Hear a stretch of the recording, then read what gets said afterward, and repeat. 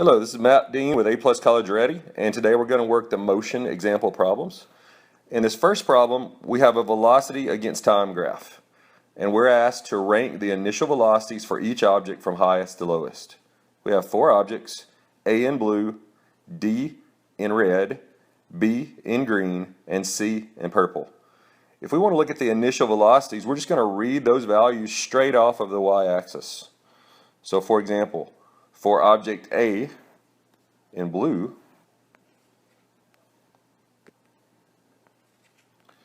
this object is starting off with a velocity of about 8 meters per second. For object D in red, this object is starting off with an initial velocity of 0. It's starting off at the origin. The same can be said for object B, starting off with a speed of 0 or velocity of 0.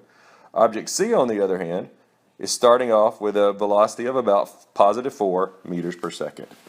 So if we want to rank these guys from highest to lowest, here's what we're going to do. We're going to say, first of all, A has the highest velocity, and that's at 8. That is greater than the velocity of C, which started off at about 4, which is greater than the velocity of B, which was equal to the velocity of D. So that's our answer to number 1. On number 2, we want to do the same thing with the final velocities.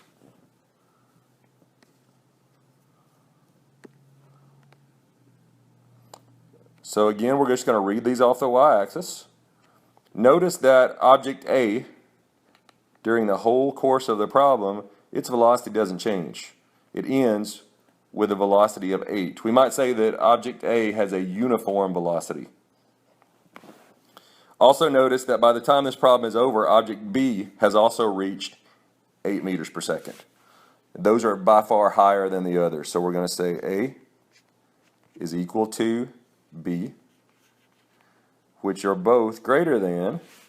If we look down here at the bottom, by the time this problem is over, both D and C have stopped moving. They have a velocity of 0. So we're going to say D is equal to C. So that's what our answer ought to look like for problem number 2. Now let's go a little bit further, and let's look at problems 3 and 4. Do a little erasing first.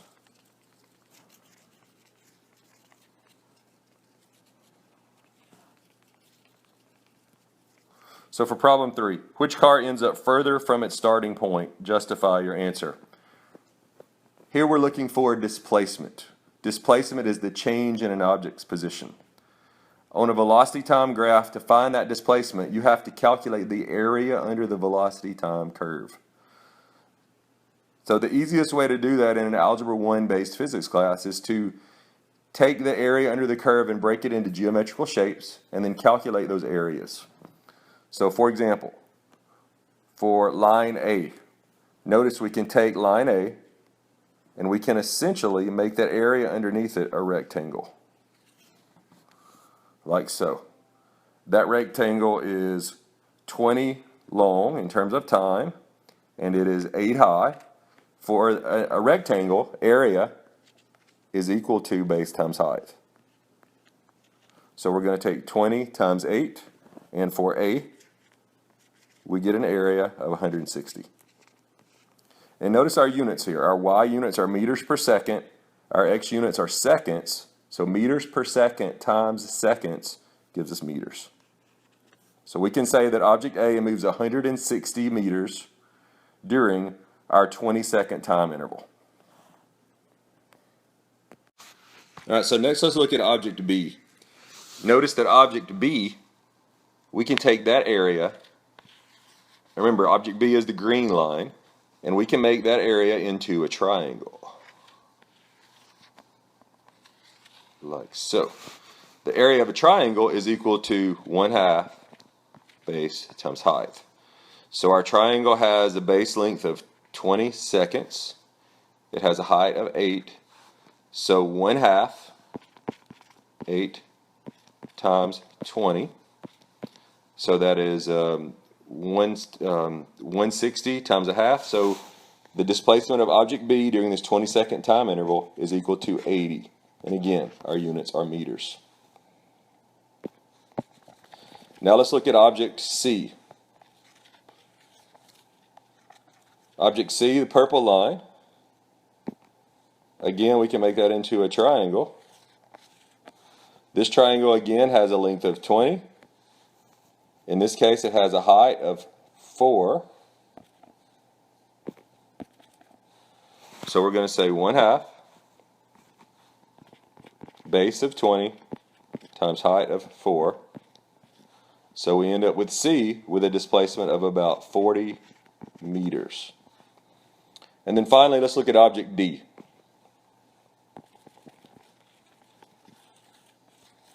Again, object D here is the red line. Again, we've got a triangle. 1/2 base length of 20 times height of 6.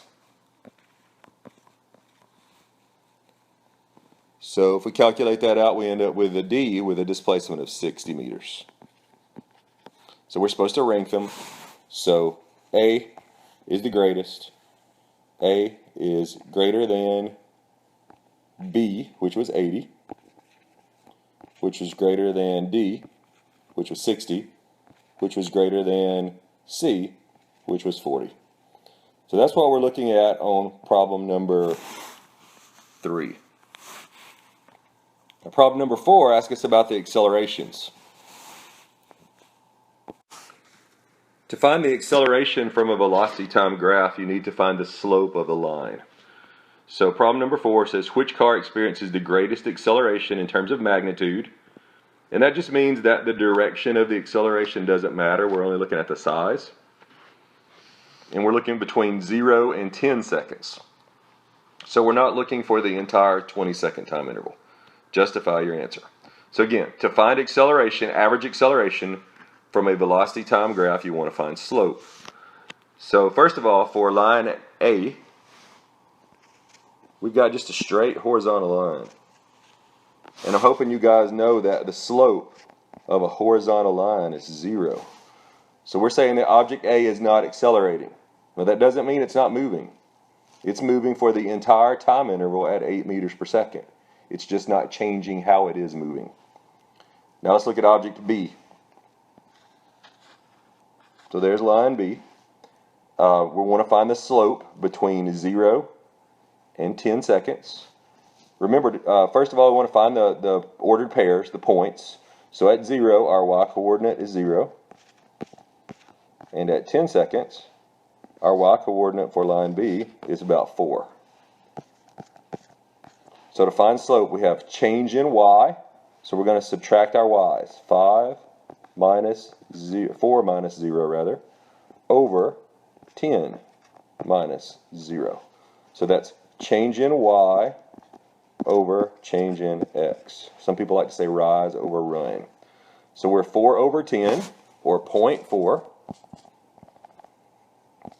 Let's pay attention to our units. Our y units are meters per second. Our x units are seconds, so we're dividing meters per second by seconds. So again, that's meters per second per second. What that means is that this object's speed, its velocity, is changing 0.4 meters per second every second. An alternative way of writing it, and the way we'll normally write it in this class, is meters per second squared. Now let's look at line C. Now something you should notice about line C very quickly is that line C starts off with a negative slope. But remember, in this particular problem, that doesn't matter because we're only looking at the magnitude. We're not looking at the direction. So we want to find the slope between 0 and 10 seconds for line C. At time 0, x 0, we can see that the y-coordinate is 4. And at time 10 seconds, we can see that the y-coordinate is 2. So we want to go change in y, subtract our y's, 4 minus 2, over change in x, 0 minus 10. So we end up with 2 over a minus 10 we end up with c equals negative 0.2 meters per second square. And now we finally want to perform the same calculation for object D, our red line. So it has a positive slope in the first 10 seconds. So at 0, the y-coordinate is also 0. At 10 seconds, the y-coordinate is 6.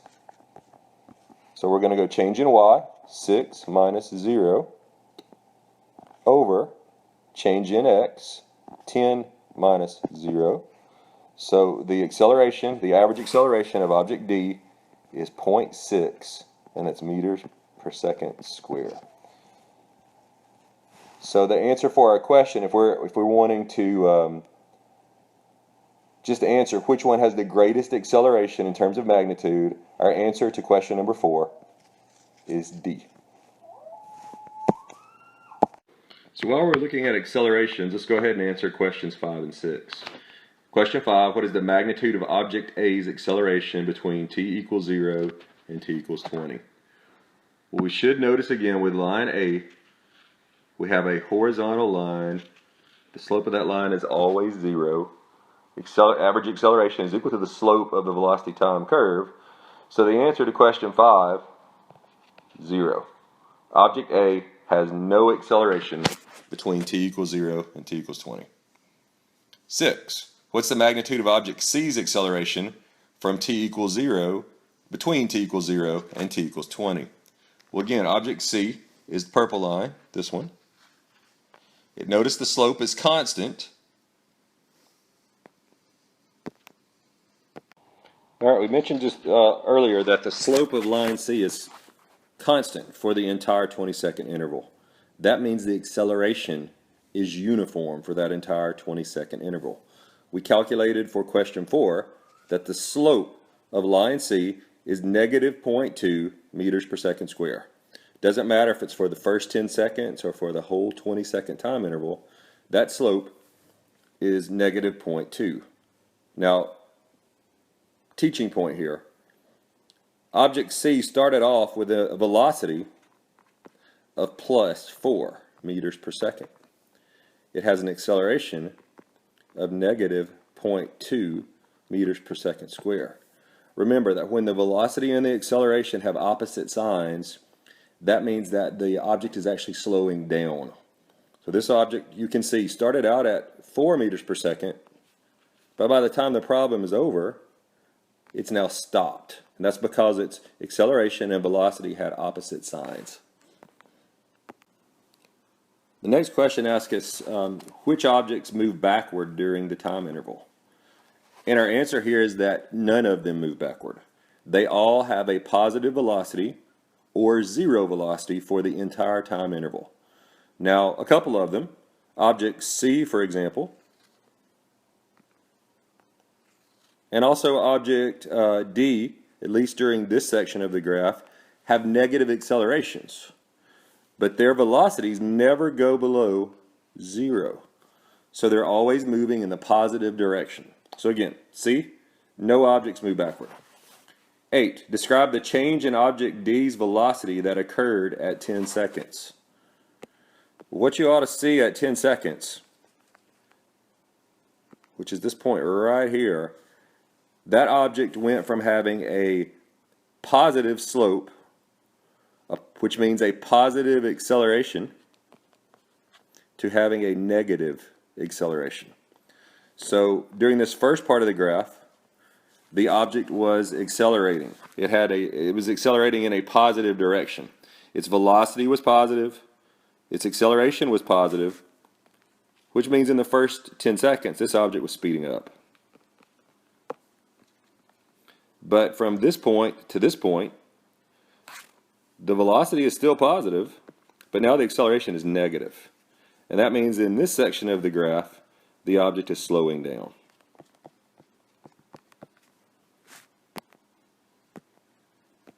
All right, the next question, number 9, wants to know what is the instantaneous velocity of car B at 10 seconds. When you have a velocity time graph and you want to find an instantaneous velocity, you simply read it off the y-axis. So let's go over to 10 seconds.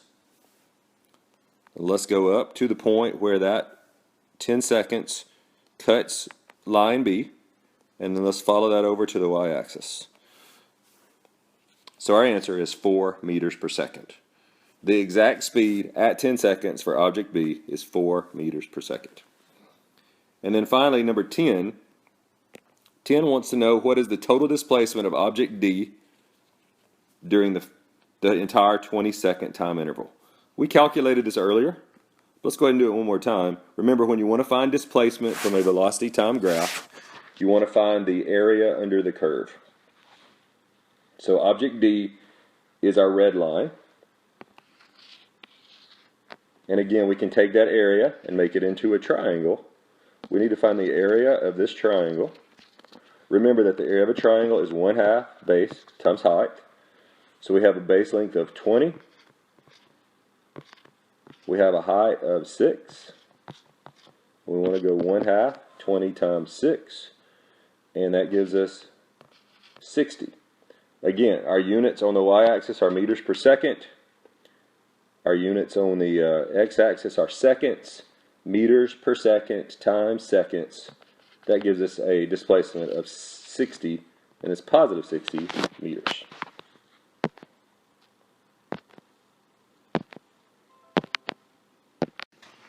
All right, our second set of problems looks at a position time graph. And so we're looking at the graph of an object as it moves from 0 to 55 seconds. And the first question asks us to rank the speed of the objects in each of the 4 labeled regions from fastest to slowest. Justify your answer. So we have 4 regions, A, B, C, D, and it's asking for speed. Now, when we have a position time graph and we want to know the velocity, the average velocity, we're going to take the slope of the curve. Here, we're asking for speed. So speed is essentially velocity without taking into account the direction. So what we want to do is go ahead and find the velocity, the average velocity in each time interval, and we want to do that by finding the slope. So let's start off with section A. So for section A, at 0, our y-coordinate is also 0. And at 10 seconds, our y-coordinate is 60. So we're going to say change in y, 60, minus 0, over change in x, 10 minus 0. So we're going to end up with 60 over 10, or 6 meters per second. So for A, the velocity is positive 6 meters per second. All right, we're going to complete this similar calculation for B. We don't really have to go too far here though, because B, we've got a horizontal line there. We know the slope of a horizontal line is always 0, which means object B has 0 average velocity. That tells us that between about 10 and 15 seconds, this object is not moving. So the velocity in that time interval, B, equals 0.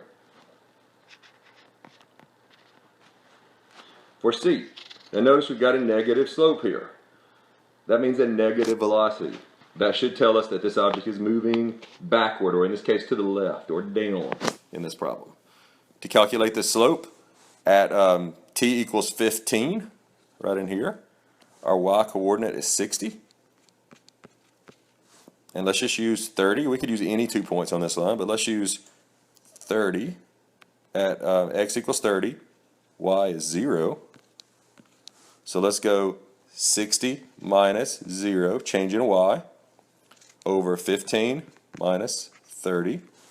So that gives us 60 over negative 15, which gives us a slope of negative 4. So C equals negative 4 meters per second. And then finally, in section D, notice that we've got a positive velocity again because we have a positive slope right in here. So at t equals 40, our velocity is negative 40. And at t equals, let's just say at t equals 55, our velocity is 0. So we're going to go change in y, negative 40, minus 0 over change in x, which is going to be 40 minus 55. Calculate that out, and we get d with a velocity of 2.67 meters per second. So again, to find the velocity from a position time graph, you're going to find the slope of the line. That's the average velocity. Now, this question asks us to rank our speeds. So again, the sign doesn't matter here because we're not talking about direction. We're talking about the scalar version of velocity, which is speed. Only looking at the magnitude, the size of the numbers. So our highest velocity was A. It was greater than the second highest, which was C, which was greater than the next highest in magnitude, which was D, which was greater than B, which wasn't moving. All right, so question 2 now. Question 2 asks us what total distance did the object travel during the 55-second time interval? Now remember, distance is a scalar. Direction doesn't matter here. Oftentimes we'll notate distance with a delta S. So our object started out with position 0, and during section A it went from 0 to 60, so it moved 60 meters. Between 10 seconds and 15 seconds it didn't move at all. Position didn't change, so 0. Between 15 seconds right here and 40 seconds right here, the object moved from positive 60 all the way down to negative 40. That's a change in 100 meters. So plus 100 meters. And then from 40 to 55, it moved from negative 40 all the way up to 0. So it moved 40 more meters. So if we add all those together, we get a distance traveled of about 200 meters. Again, direction doesn't matter with distance. It's a scalar. So our answer on 2, 200 meters. Now C wants to know what is the total displacement. Displacement is delta x, change in position. Displacement is a vector. Direction matters. Our object started out at position 0. It ended up at position 0, which means even though it was moving, it started and ended at the same position, which means its change in position is 0. To calculate that, you might say delta x is equal to the final position minus the initial position. In this case, that's going to be 0 minus 0. So our answer on 3, 0 meters. Question 4 asks us, what is the value of the velocity of the object during section C of the graph? Remember, from a position time graph, to find the average velocity, you take the slope of the line. Well, in question 1, we already did that, and we found that the slope of section C is negative 4. Velocity is a vector, which means the negative matters. That tells us that this object is either moving to the left or moving downward. Our answer to question 4 is negative 4 meters per second. Question 5 wants to know during which time intervals is the object moving backwards. We might say to the left here. We know that an object is moving to the left when it has a negative velocity. There's only one time when this object has a negative slope or a negative velocity, and that is in section C. So our answer on 5 is during section C, and our justification is going to be because that's the only time in which there is a negative velocity, a negative slope. Question 6 wants to know what's the displacement of the object from t equals 15 to t equals 40. Now remember that displacement is equal to change in position. So we're going to take our final position rather. So our final position minus our initial position. So at t equals 40, our final position is negative 40. And we want to subtract from that our initial position, which at 15 seconds was positive 60. So negative 40 minus 60, our delta x during that time interval is negative 100 meters. And that's telling us that the object moved to the left 100 meters between t equals 15 and t equals 40. Finally, question 7 wants to know what is the displacement of the object from t equals 40 to t equals 55. So that's this section of the graph. Notice it's got a positive slope, which means it's moving forward. It has a positive velocity. So at t equals 40, our position is negative 40, and at t equals 55, our position is 0. So we're going to take our final position, 0, minus our initial position, which was negative 40. So 0 minus 40 gives us a delta x of positive 40 meters between t equals 40 and t equals 55 seconds. All right, next we're going to begin to look at the multiple choice questions.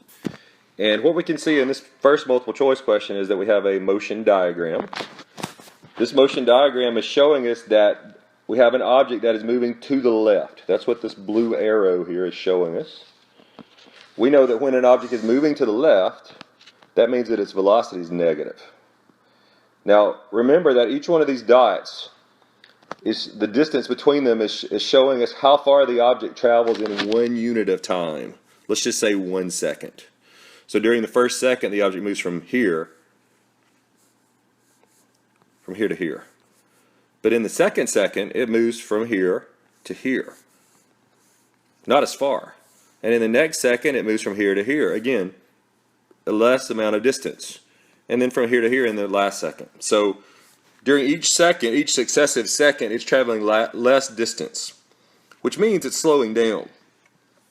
We know if an object is slowing down, its velocity and its acceleration have to have opposite signs, which tells us in this case that we have a negative velocity and a positive acceleration, which means our answer on multiple choice question 1 has to be C. Multiple choice question 2 is another motion diagram. Again, notice that our object is moving in this case to the right, which tells us that we have a positive velocity.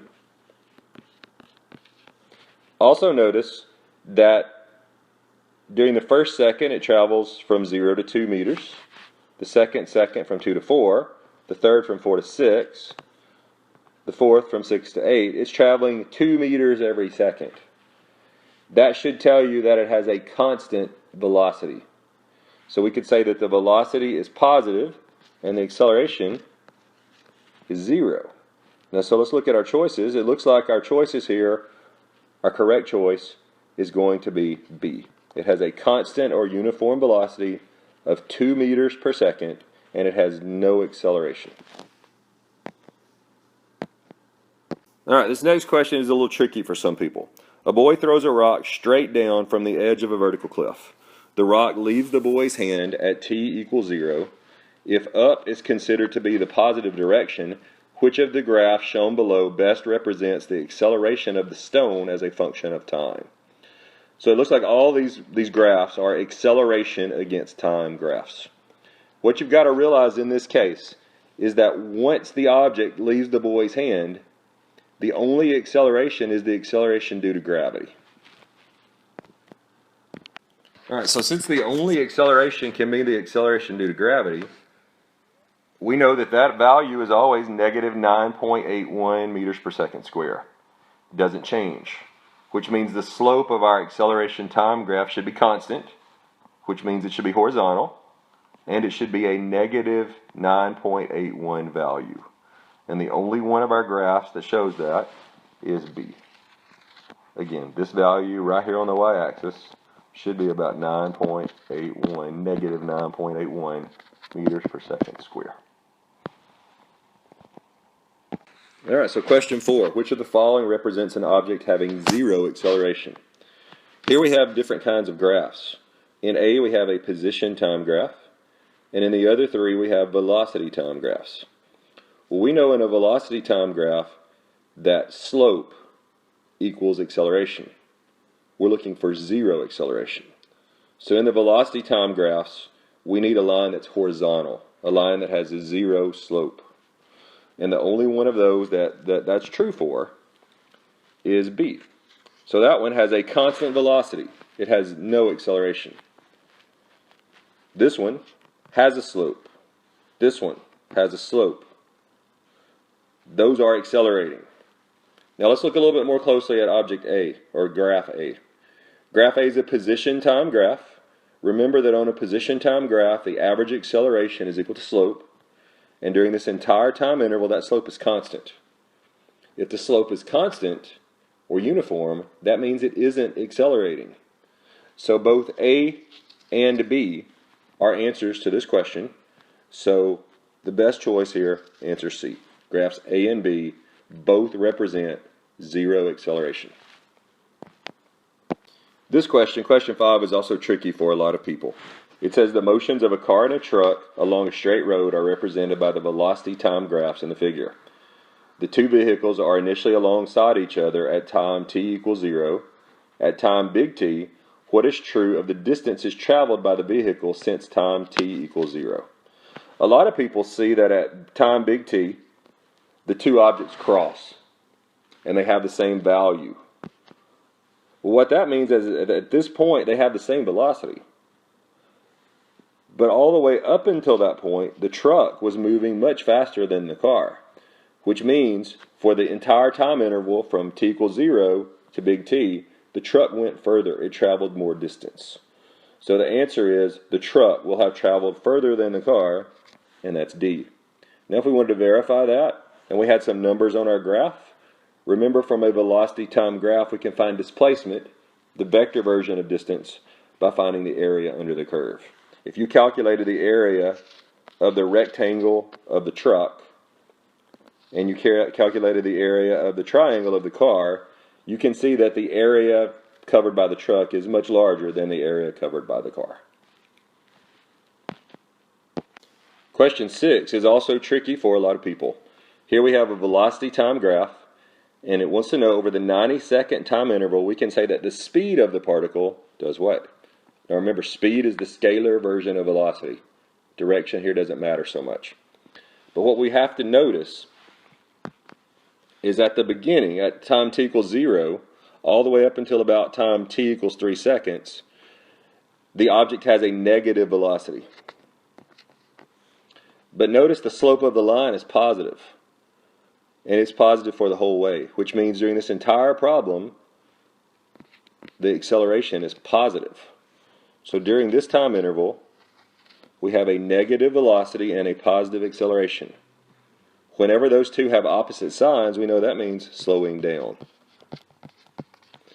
All right, but from about time 3.5 seconds all the way up until 9 seconds, this part of the graph, the velocity is now above the y-axis, which means there's a positive velocity. The slope of the velocity time graph is still positive, which means there's a positive acceleration. These two have the same sign, which means the object is speeding up. So our answer here is that at the beginning of the problem, the speed is decreasing, and at the end of the problem, the speed is increasing. So our best answer here is D. Decreasing at first, increasing toward the end of the problem.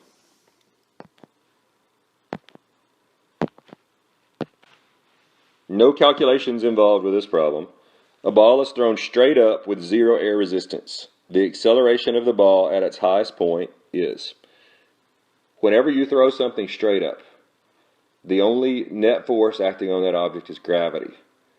Gravity always pulls objects straight down. It accelerates them at the acceleration due to gravity, negative 9.81 meters per second square. So once it leaves the person's hand, the only acceleration is caused by gravity. The acceleration caused by gravity is always down. That's what that negative means. So our answer, B. All right, question 8 is probably mathematically the most difficult problem in this section. It says an object is thrown upward with a speed of 13 meters per second. At what time will it reach a height of 4 meters above the projection point while moving in a downward direction? So we know that this object is at first going to be moving up.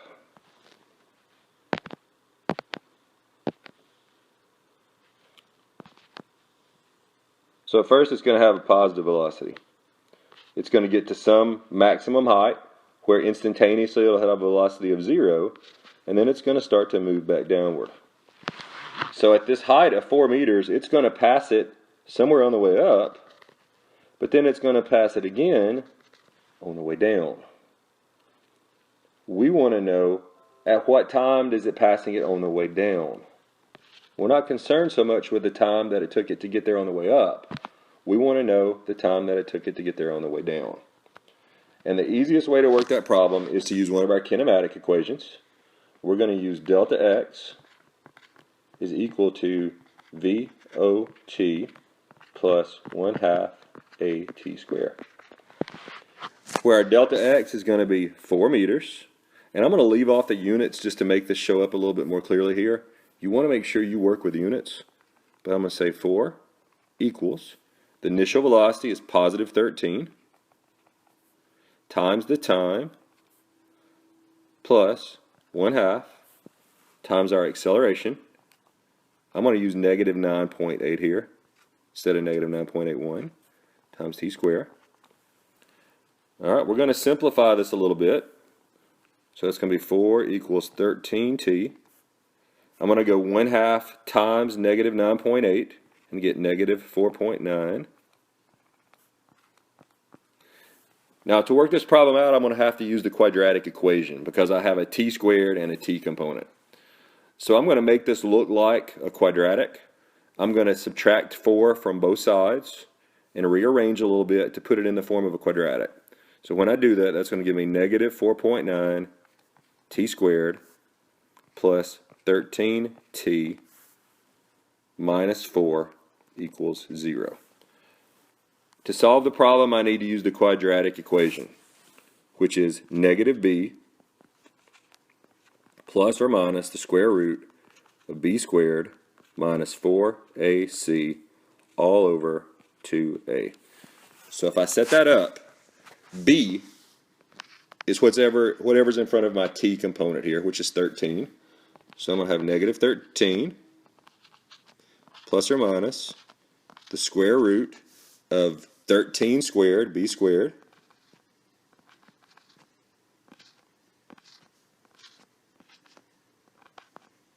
minus 4. A is whatever's in front of the squared part, so negative 4.9 here. I'll make a little room for myself. So we got 13 squared minus 4 times a. A is negative 4.9 times c. C is the component that doesn't have a t with it, and it's minus 4. And all of that has to be over 2 times a. And again, a is negative 4.9. Alright, I'll let you guys do all the algebra here, but when you do this, you're going to have to run this through first by going negative 13 plus all this square root over 2 times negative 4.9. And then you're going to have to run it again by going negative 13 minus all this over 2 times negative 4.9. When you do, you get two answers. You get t equals 0.36 seconds and t equals 2.3 seconds. Well, we know that on the way up, it's going to get to 4 meters first there.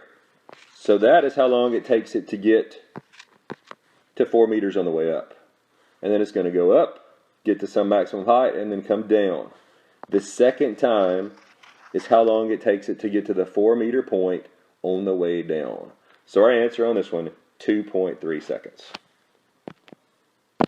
Alright, so this next problem says a racquetball strikes a wall with a speed of 30 meters per second to the right and rebounds in the opposite direction with a speed of 26 meters per second. The ball is in contact with the wall for 20 milliseconds. What is the average acceleration of the ball during the collision with the wall? So the wall is implying a force, or we might say an impulse on the ball. It's accelerating it. We know that the definition of acceleration is change in velocity over change in time, which is equal to final velocity minus initial velocity over change in time. So our final velocity in this problem is 26 meters to the left, which is negative 26 meters per second, I should say, minus the initial velocity, which was 30 meters per second to the right, positive. Sign matters here. If we have a negative velocity, that's to the left, positive velocity to the right, and we want to divide all that by the change in time, which is 20 milliseconds. And we want to work our problems out in seconds. So to change milliseconds to seconds, there's 1,000 milliseconds in a second. So that's going to end up giving us when we convert 0.020 seconds. If we divide this out, we end up with an answer of negative 2,800 meters per second square. So that means this ball is being accelerated with a very high magnitude in the negative direction. It's being accelerated to the left at 2,800 meters per second squared. All right, this problem is also tricky for a lot of people. The roadrunner, traveling at a speed of 55 meters per second, is cruising down the road. Wile E. Coyote sees our fine feathered friend and starts out from rest to catch him. The coyote starts to accelerate at the instant the roadrunner passes by. In 10 seconds, he just pulls even with roadrunner. What is the acceleration of the coyote? A lot of people mistakenly think that to catch the coyote has to accelerate his speed up to 55 meters per second. That's untrue.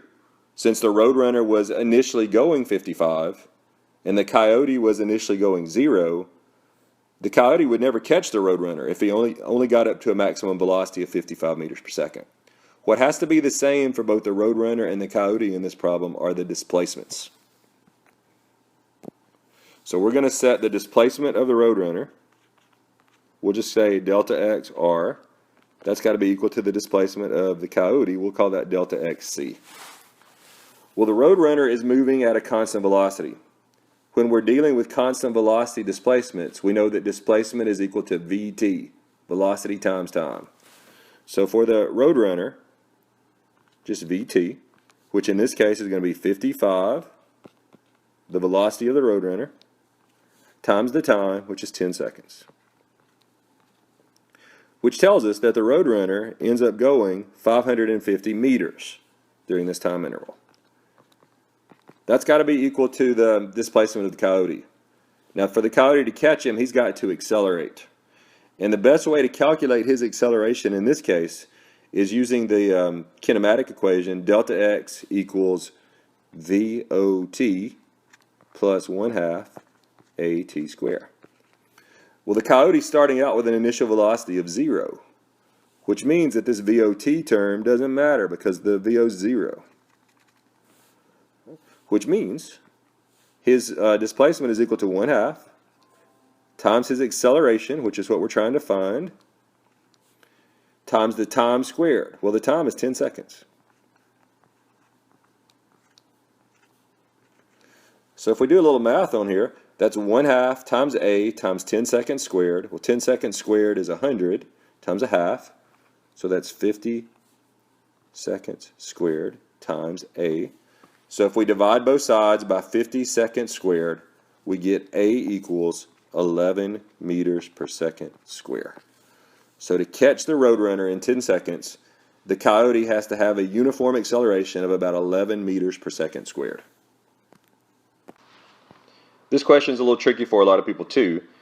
The flash is traveling with an initial velocity of 20 decameters per second. He begins to accelerate at a rate of 20 meters per second square for 5 seconds. What is his displacement during the 5th or last second? Only the last second. Well, the first thing we want to do is convert 20 decameters per second to meters. We always want to work in meters when possible. There are 10 meters in a decameter, which means this initial velocity is 200 meters per second.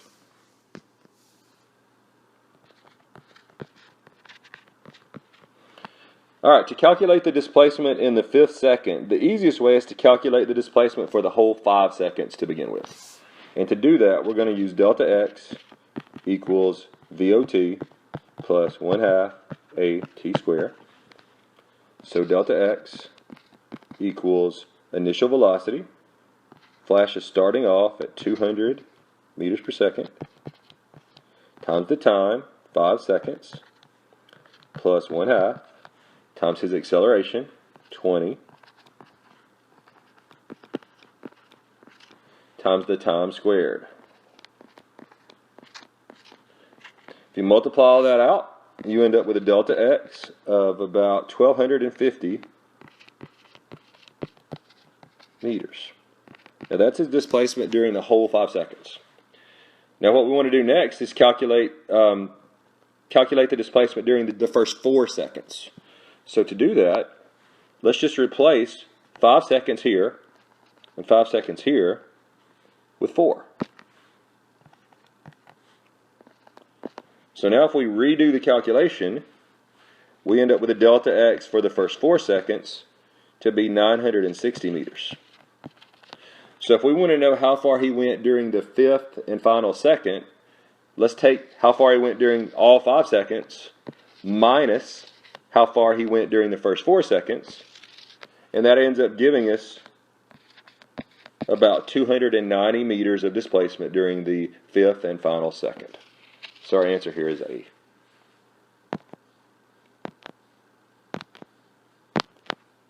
All right, for our 12th and final multiple choice question, you really need to have a little bit of lab knowledge.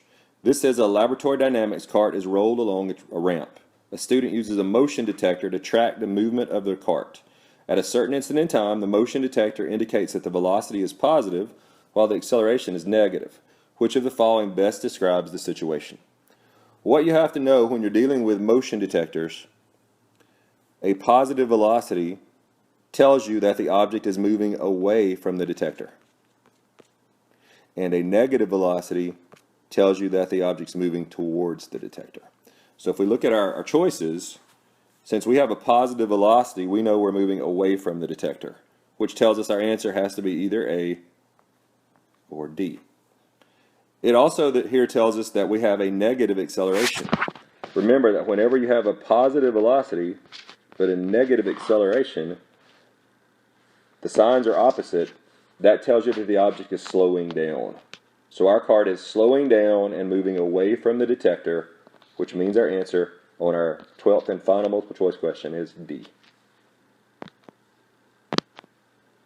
All right, let's pick up with multiple choice practice question 13. So at time t equals 0, the toy car is at position x equals plus 6 meters and has a velocity of 4 meters per second in the negative x direction. So it's got a negative velocity. The car has a constant acceleration in the positive direction with a magnitude of 4 meters per second square, or it's the acceleration is between 4 meters per second square and 8 meters per second square. That's essentially what all this means. Which of the following gives the possible range of the position of the car at t equals 2 seconds? All right, so the easiest way to approach a problem like this is to first of all use a kinematic equation to find the displacements. So we're going to find the displacement that could happen with an acceleration of 4, and we'll also find the displacement that could happen with an acceleration of 8. And the easiest kinematic equation to use probably would be this one. All right, so let's start off by using 4. So delta x is equal to VO. So our initial velocity is negative 4 meters per second. It's really important that we use the negative 4. And it's moving that way for 2 seconds plus 1/2 times the acceleration, which is positive 4, times seconds, or times 2 seconds squared. So if we do the math on this, let's say that would be 4 times 4. This would come up to be plus 8. And over here, negative 4 times positive 2 would be negative 8. So we add those together, and we get a displacement of 0. What that tells me is that we end up at the same place we started if our acceleration is 0. So my position is going to be at plus 6 if we use 4.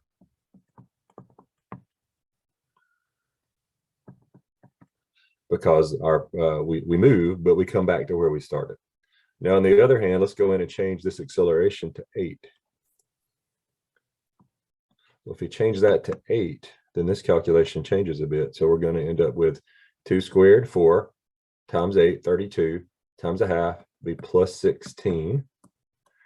So now if we combine these two together, we end up with a displacement plus 8. So we start at x equals 6, and we go 8 more to the right or 8 more up. So we end up at a position of x equals 14. So our range of positions is if we have an acceleration of 4, we're going to end up with at a position of 6. So like this. If we end up with an acceleration of 8, we're going to end up at a position of 14. So it's looking like choice A is the correct answer here for us. All right, let's move on and look at question 14.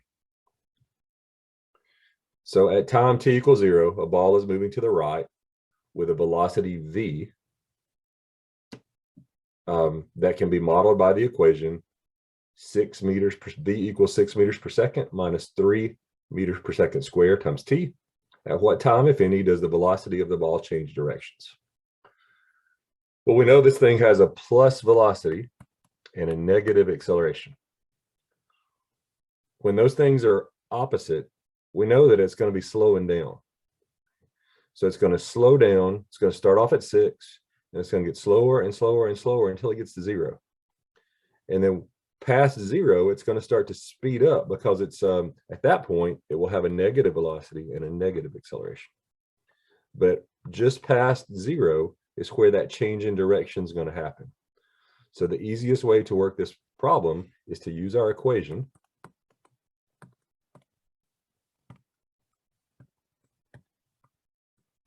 Set the velocity equal to 0. So let's make v be 0.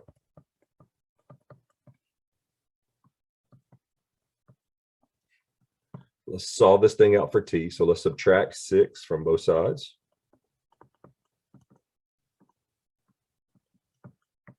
Divide both sides by the negative 3 meters per second square.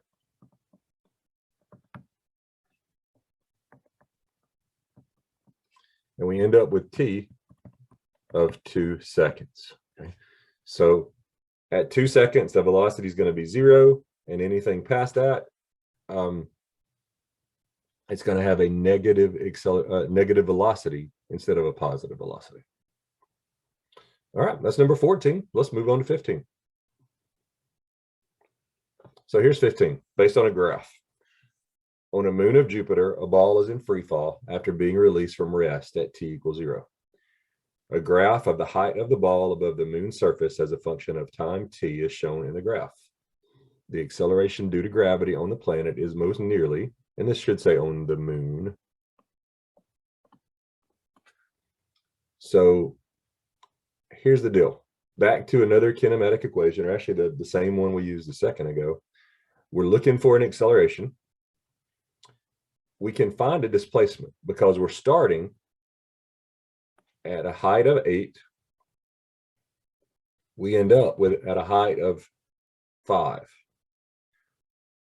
Well, we know that to find displacement, it's going to be the final position minus the initial position. So 5 minus 8, we end up with a displacement of negative 3. So let's make sure we know that. We know we start at time 0. We move from 8 to 3 in a time of 1 second, which we can read off the graph. We're looking for an acceleration.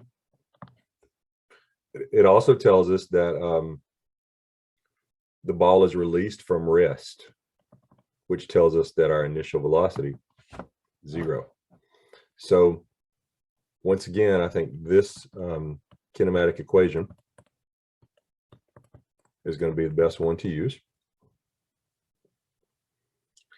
Our initial velocity is 0, which means this whole term is going to be not important. So we're going to solve this out for t. I'm going to go ahead and solve this, I'm going to go ahead and solve the equation for a. I want to multiply both sides by 2 to get rid of that 1/2. That gives me this. And then I'm going to divide both sides by t squared.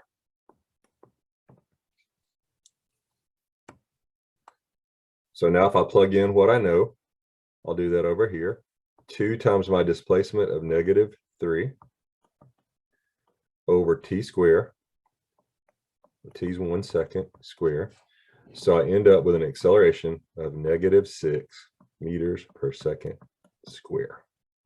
So that is the acceleration due to gravity on this particular planet, -6 meters per second square. All right, that is number 15. Let's move on and look at number 16. So we got another graph. This, notice, is an acceleration versus time graph. We're looking at the acceleration of a car. Starts at rest. So VO, whoops. So our initial velocity is 0. We want to know the distance traveled by the car between 0 and 4 seconds. The easiest way to do this is to first of all find the distance traveled here, the displacement traveled here, and then find the distance or displacement traveled here. So we're really going to work this in terms of 2 different problems. What I know up here at the top is I know that I have an initial velocity of 0, and I can read the acceleration off the graph. The acceleration is 6 meters per second square. And in this section of the graph, I start at time 0 and I go until 2 seconds. So my time here is 2 seconds. So I can use my equation that I've used in the last couple of problems, this one, to calculate my displacement. So again, my initial velocity is 0, that goes away. So 1/2 acceleration of 6 and time of 2. So my delta x is going to be, let's see, 4 times 6 times 1/2, 12 meters. Now, a lot of you are going to look at this graph and say, well, it's not moving in this section. That's not true. It's not accelerating. This thing is already up to some speed at this point right here at 2 seconds, and it is going to continue to go at that speed for this section of the graph. So we need to know what's the speed at the end of that first 2 seconds. And to do that, I'm going to use this equation, knowing that I start off with an initial velocity of 0. I'm accelerating at 6 meters per second square, and I do that for 2 seconds. So that's telling me at the end of 2 seconds, my little car is going 12 meters per second. And it does that from 2 seconds all the way to 4. Well, I hope you know that if you have something going at a constant velocity, the easiest way to find the displacement is just VT, constant velocity times time. So our displacement during that second 2 seconds is 12 meters per second, the velocity, times 2 seconds, the time, 24 meters. So during the first 2 seconds, our car travels 12 meters. And during the second 2 seconds, it travels an additional 24 meters, which means it travels a total of 36 meters. So answer C looks good for question 16. All right, let's move on and look at 17. Another graph. This time, though, we're dealing with a position versus time graph. Some things to remember on a position time graph, really the main thing to remember. The slope of a position time graph gives you the velocity.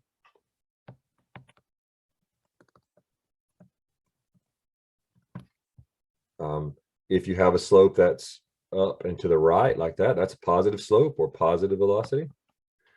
If you have a slope like this part here, that's a 0 slope, so that means 0 velocity. And if you have a slope like this, that's a negative slope or negative velocity. That means the thing's moving to the left or down. This positive velocity moving up or to the right. So let's just look at the question here. We want to know which best describes the motion of the object, toy car. Let's just go through the choices here. The car is either speeding up or slowing down during the entire time. That's not true, because in this first section, it's moving at a constant positive velocity. We know that because the slope is constant from 0 to about 5 seconds. We know in this second section, it's not moving at all. It has 0 velocity. And in this third section, it's moving at a constant negative velocity, not speeding up or slowing down. B, the car starts and finishes at the same position. Well, it started at a position of 0, and it ends up at a position of 0. So that looks like the right answer. Let's circle that one. C says the car travels in the same direction for the entire time. Well, we know again in this first part here, it's got a positive velocity, so it's moving to the right. Let's say if we're going horizontally, whereas over here, it's moving to the left. Over here, it's not moving at all. So C is definitely not true. And then D, the car undergoes positive acceleration the entire time. We already said that it's not accelerating during most of this graph. So that definitely is not true. We said A is not true as well. So B is the only answer here that makes any sense. The car starts and finishes at the same position. All right, moving on to 18, another graph. So again, got a toy car. This time though, we're looking at a velocity against time graph. Remember that in a velocity time graph, slope gives you acceleration, and the area underneath the curve gives you the displacement. So which best describes the motion of this car? The car's accelerating the entire time is choice A. Well, during section A, constant slope, that means a constant positive acceleration. Here, section B, the slope's 0. That means no acceleration. And then in section C, negative slope means a negative acceleration, negative but constant. So answer A cannot be the right answer because during section B, this thing has 0 acceleration. So A won't work. The car starts and finishes at the same position. That's choice B. This time, since we're looking at a velocity time graph, what I hope you notice is that the velocity of this thing is always positive. It's always going to the right or up, depending on if we're moving horizontally or vertically. It never changes direction. So it can't start and finish at the same position because it's always moving away from where it started. So this can't be right. See, the car has a positive velocity for the entire time. That's our answer. The velocity never drops below 0. And then finally with D, the car undergoes positive acceleration the entire time. Well, it does in part A. We said it because it's got a positive velocity, but it has no acceleration here, and it has a negative acceleration over here in part C. So that one, not correct either. All right, moving on to number 19. So here's this question, no graph this time. A metal ball and a plastic ball with the same diameter are released from rest at the top of a ramp. Assume the metal ball has more mass. The metal ball takes a longer time to reach the bottom of the ramp.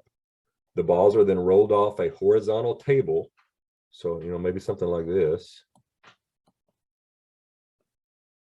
And then they're just allowed to go free fall from there. Which ball reaches the floor first? Well, here's the deal. A lot of you might think the heavy ball because it's heavier. It's got more weight. Some of you might think the plastic ball because it has less inertia. What's going to end up being true is that both of those things sort of cancel out. And I hope you know that if we ignore drag, that all objects are going to freely fall at the same rate. These two balls are going to hit at the same time. Because of that idea that weight and inertia essentially cancel each other out here when we're talking about acceleration due to gravity. So D is our best answer here on number 19. All right, we got 20, and I think we got one or two more. So here's 20, another graph. We're looking at the velocity of a car as it moves along a straight level street. Which of the following describe a method to determine the distance the truck travels during the 5-second interval shown? This is one of those multiple choice questions like the last few on the AP exam where you have to choose 2 answers and you have to get both of them right to get any credit. So be careful when you're answering these questions. Notice that we're looking at a velocity versus time graph. And we're looking for the distance the truck travels in 5 seconds. So let's just look at our choices and see which ones make sense. A, multiply the average speed of 10 meters per second by the 5-second travel time. Well, notice that our car here starts off at a speed of 0, ends up at a speed of 20. So the average speed, since this has a nice constant slope, we could find the average by going just the final speed plus the initial speed divided by 2. So our average speed or average velocity here would be 10 meters per second. That part checks out. It does travel for 5 seconds. And we can find the displacement or the distance by going displacement equals VT. So A looks like a solid answer. Let's circle that one. B, find the slope of the velocity time graph. Well, I'm hoping that you remember that the slope of a velocity time graph is the acceleration, not displacement. So this is not going to help us find displacement. C, find the slope of the velocity time graph. And then multiply that by the 5-second travel time. Well, that would be acceleration times time, which is not displacement. So C, that doesn't work either. And then D, I hope you remember that whenever you have a velocity time graph, if you want displacement, usually the easiest thing to do is just find the area under the curve. So take this thing as a triangle, calculate the area of that triangle using 1/2 base times height, and you're going to get the same answer you got up here in part A. You'll end up with a 50-meter distance. So A and D look like the correct answers on practice question 20. All right, last question. The position as a function of time for 2 cars moving along a straight line is shown in the graph below. So position time graph again. At which of the following labeled points is the velocity of car 1 equal to the velocity of car 2? Remember that in a position time graph, slope equals velocity. So notice that for car 2, we've got a nice constant slope. So we've got a constant positive velocity for car 2. But notice that for car 1, we've got this snake-like curve. When you have a curvy line like this on a position time graph, that means the velocity is constantly changing. That means this thing's accelerating. The easiest way to think about this is let's just look at each one of the points and analyze from there. Notice here's point A. If we just calculated the slope of this little section of the graph, notice that thing's steep. It's definitely not the same slope as the slope for car 2, so not the same velocity. Same could be said for point B here. If we calculated the slope of the line right in here, that slope is much greater than the slope of line 2. So again, not equal. But if we calculated the slope right here for C, notice that that line is essentially parallel to our line for car 2. Since the slopes are the same, we can say the velocities are the same. So our answer here is C. And the easiest way to think about this sometimes is if you want to know the speed at a certain point on a curvy line like this, the best thing to do is to draw in what's called a tangent line and then calculate the slope of that tangent line. And that'll give you what's called the instantaneous velocity, the velocity at that instant in time. And the velocity of that instant in time at C is essentially the same as the velocity of car 2 for the entire time interval. All right, that's it for practice question. So now let's look at the first free response question. A racquetball is thrown horizontally into the left against a wall so that it bounces directly back after hitting the wall. We're going to ignore any vertical motion of the ball. The horizontal position of the ball's center of mass as a function of time is described in the data below. So we have a data table with all our data. Create a position time graph for the data. Notice that the position is in centimeters and the time is in milliseconds. Second question, we want to find the ball's initial velocity. Third, its final velocity. We want to calculate the acceleration, average acceleration, when it's in contact with the wall, which is between 6 and 16 milliseconds.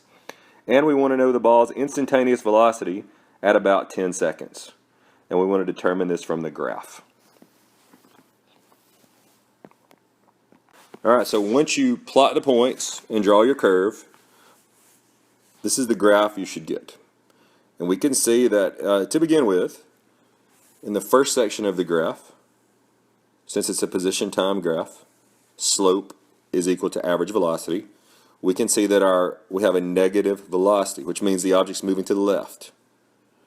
During the second main section of the graph, this part, the object has a positive slope and therefore has a positive velocity. It's moving to the right. All right, to calculate the initial velocity, we're going to take the first two data points and we're going to calculate the slope of the line between those first two data points. And you can see our work going on here.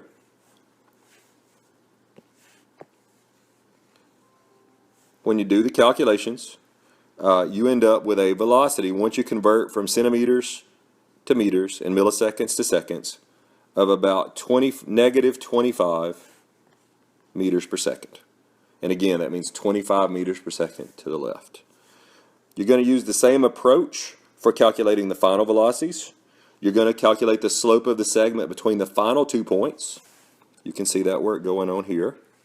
After doing the conversions from centimeters to meters and milliseconds to seconds, you end up with a velocity here of about positive 20 meters per second. Question 4 asks us to find the average acceleration during the time that the ball is in contact with the wall. We know that acceleration is equal to change in velocity over change in time. We calculated in the previous problems the final and initial velocities, and we know the change in time was between 16 and 6 milliseconds.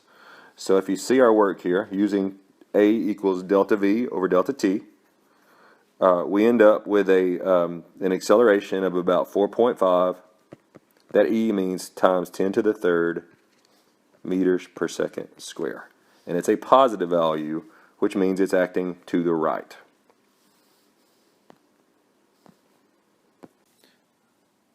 The last part of the question asks us to find the instantaneous velocity at time t equals 10 seconds. That's the exact velocity at that point in time. To find the instantaneous velocity from a position time graph, you first of all have to draw in a tangent line. And this is our tangent line.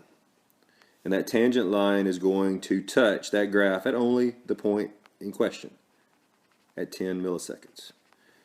To find our answer here, to find the instantaneous velocity, we're going to take the slope of that tangent line. So we're going to find 2 points on that tangent line, and we're going to calculate the slope between those 2 points. And you can see that when we did that here, we ended up with a velocity of about negative 8.3 meters per second, which means at 10 milliseconds, the object is still going to the left. That's why the negative sign, and it's at negative 8.3. It's already started to slow down because remember, it was going faster than that. It was going negative 25 here. In this section of the graph, it's in contact with the curve, so it has a negative velocity, but a positive acceleration, so it's starting to slow down. All right, finally, let's look at the last FRQ question. It says a dynamics cart with essentially frictionless wheels is released from the top of an inclined plane. The car accelerates down the plane and then continues to roll across a horizontal floor located at the bottom of the plane. Your teacher assigns you the task of developing an experimental procedure that will allow you to measure the car's acceleration on the ramp and its velocity across the floor. First of all, you want to know what materials you'll need and explain how you'll use those. Also note that you don't have access to any fancy computer-based equipment, things like motion detectors, photo gates, smart pulleys, or probe wear. So let's answer that part of the question first.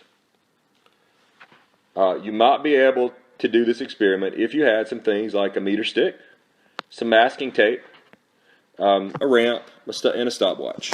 That's really all you'll need.